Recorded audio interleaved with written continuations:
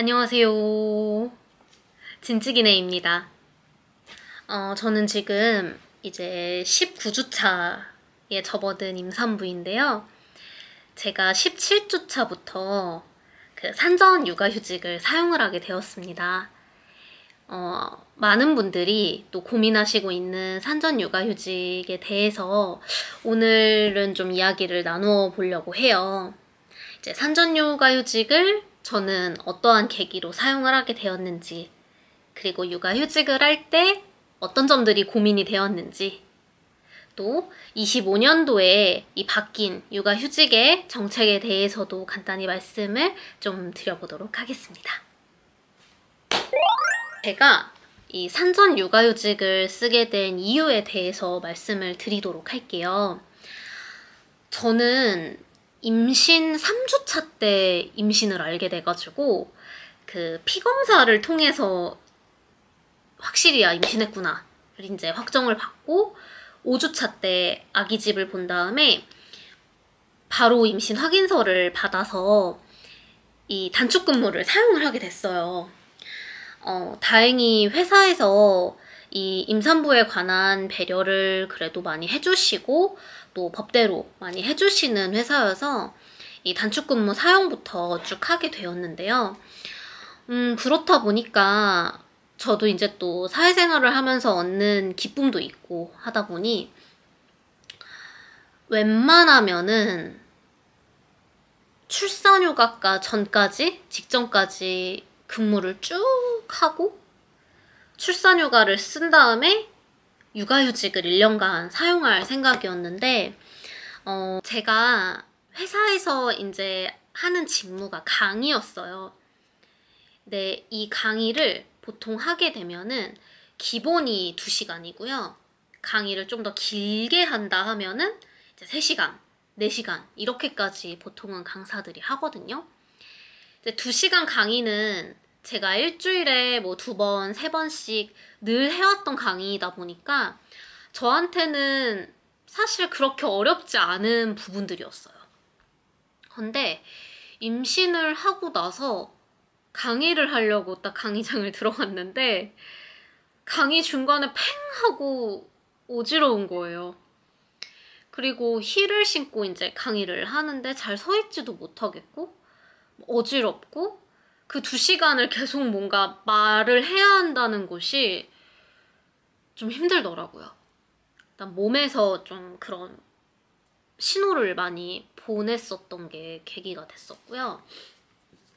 두 번째는 이제 직장인이다 보니까 그 일어나서 출근 준비를 하고 지하철을 타고 이제 출근을 해서 그 강의 업무 외에 또 제가 하는 그런 사무적인 업무들을 쭉 처리를 해야 되잖아요.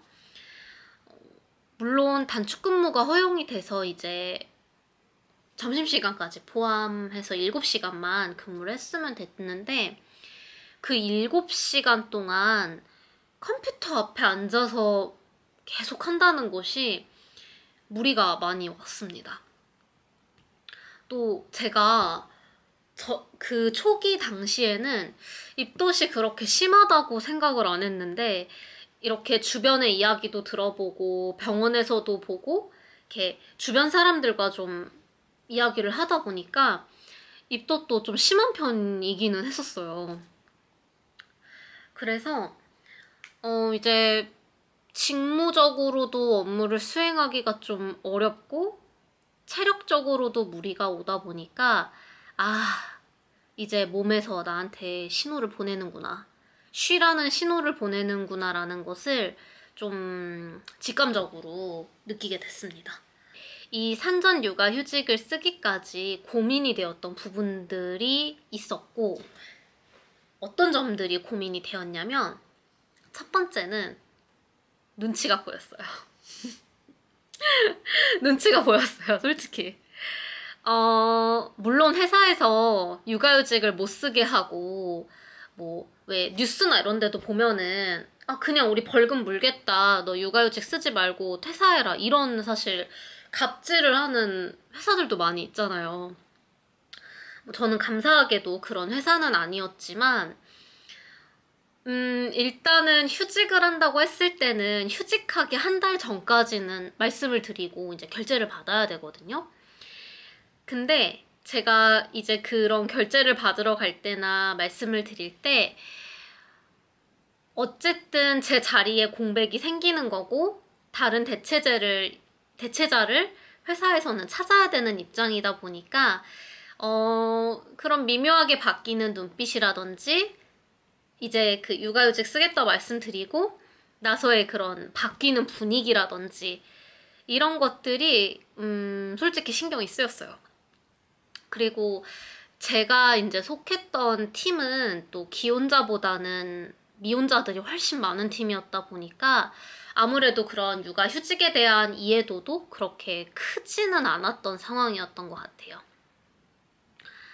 근데 제가 물론 그런 사람들의 반응이나 어떤 회사의 입장 물론 다 이해하고 그런 반응들 보는 게 저도 심리적으로 좀 불편한 게 있기는 했는데 제 성향상 제가 눈치를 많이 보기는 하는데 눈치를 막 끝까지 보기는 하지만 그래도 저는 일단 하는 스타일이기는 하거든요.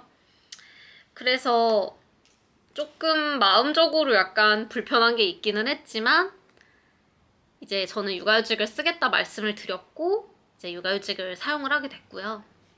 산전유큐 시 고민이 되었던 부분 두 번째는 돈입니다. 이 육아휴직 급여에 대해서는 조금 이따가도 말씀을 더 드리려고 하는데 물론 고용노동부에서 이제 육아휴직에 관련된 급여가 인상이 됐고 또 그 급여가 나오지만 이 개인마다 느끼는 게 다 다르잖아요. 그 돈이 크게 느껴질 수도 있고 좀 적게 느껴질 수도 있고 그래서 대부분 임산부분들이 많이 고민하시는 부분이 그래도 출근하면은 이 급여보다도 더 많은 돈을 받는데 이제 아무래도 이제 휴직을 하게 되면은 그 받는 페이가 줄어들다 보니까 좀 고민이 될 수밖에 없다라는 현실적인 부분을 고민을 하게 되더라고요. 그래서 저도 고민이 안 되었던 것은 아니지만 그냥 종합적으로 상황을 판단을 해봤을 때 제가 첫 아이기도 하고 이제 좀 저만의 시간을 갖고 싶었던 마음도 있었고 남편과 여러 가지 상의를 해봤을 때 산전유큐를 쓰는 게 더 우리 가정에는 조금 도움이 되겠다. 그리고 진즉이한테도 도움이 되겠다 싶어서 저는 상의를 하고 이제 육아휴직을 산전부터 쓰게 되었죠. 어느 정도 좀 이 조건들이 맞고 합리적인 선이라고 하면은 저는 산전유큐를 쓰면서 몸도 돌보고 좀 컨디션 체크도 하고 이런 시간들을 가지시면은 좋겠다는 생각이 들었어요. 그러니까 임산부의 몸 건강만 생각을 하셨으면 좋겠습니다. 그래서 제가 이제 산전육아휴직을 쓰게 된 계기 그리고 산전육아 시 고민이 되었던 부분들을 말씀을 드렸는데요. 이와 함께 올해 2025년도부터 좀 바뀐 이 산전육아휴직에 관한 것들을 좀 말씀을 드리도록 하겠습니다. 먼저 육아휴직을 쓰기 위해서는요. 그 고용보험 가입일 기준 180일 이상을 근무한 근무자에게만 가능해요. 즉 4대 보험을 이제 가입한 지 6개월이 넘어야지만 이제 사용을 할 수 있는 권한이 생기게 됩니다. 그리고 출산휴가는 이제 보통 90일 그리고 육아휴직은 1년을 쓸 수가 있는데 앞서 말씀드렸던 것처럼 출산휴가를 먼저 쓰시고 육아휴직을 붙였어도 되고 혹은 산전에 육아휴직을 썼다가 출산휴가 썼다가 산후 육아휴직으로 나누어 쓰셔도 되고 저희 남편 주변 분을 보니까 그냥 출산휴가만 쓰시고 복직을 하셨다가 나중에 이제 이 자녀분의 어떤 양육이나 교육을 또 할 때 그때 쓰시는 분들도 계시더라고요. 그래서 이 육아휴직을 나누어 쓸 수 있다는 점, 이 점이 일단은 중요한 포인트일 것 같습니다. 작년 24년도와 다르게 25년도에는 육아휴직의 급여가 좀 많이 올랐죠. 그래서 25년도부터는 육아휴직 기준으로 1개월에서 3개월까지는 최대 250만 원의 상한액을 가지고 있고요. 4개월에서 6개월까지는 최대 200만 원, 그리고 7개월 이후부터는 160만 원의 급여가 지급이 되는데, 단 근로소득에 따라서 받을 수 있는 최대 상한액은 개인마다 편차가 있을 수 있기 때문에 이 점은 고용노동부에 문의를 해보시는 것이 좋을 것 같습니다. 2024년도까지만 해도 복직 후에 사후 지급금을 받는 제도가 있었는데요. 15년도부터는 복직 후 사후 지급금이 없고 폐지가 되었고, 이 1년의 기간 동안 이제 개월수별로 소급 적용을 하는 것으로 바뀌었습니다. 마지막으로는 부모가 동시에 육아휴직을 사용을 하게 되면은 최대 1년 6개월까지 육아휴직을 사용할 수가 있게 되는데요.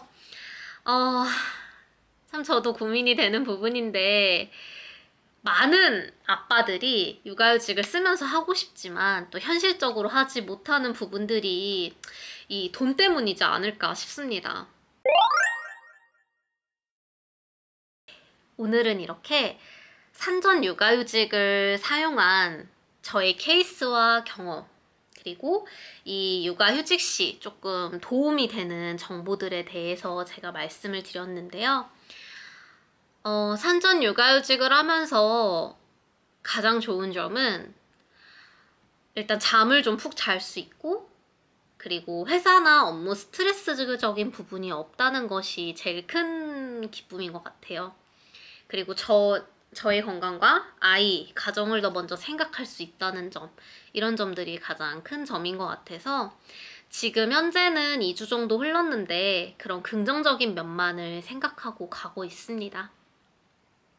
네, 그래서 추후 영상에서는 이제 이 육아휴직 급여를 받을 때 어떠한 절차들로 진행이 되는지, 필요한 서류들은 무엇인지, 그리고 급여가 어떻게 지급되는지, 그 육아휴직 급여 지급 과정에 대해서도 또 영상을 찍어보도록 할 테니까요. 그때도 영상 많이 봐주시면 감사하겠습니다. 다음에 또 더 좋은 영상으로 찾아뵙도록 하겠습니다. 안녕!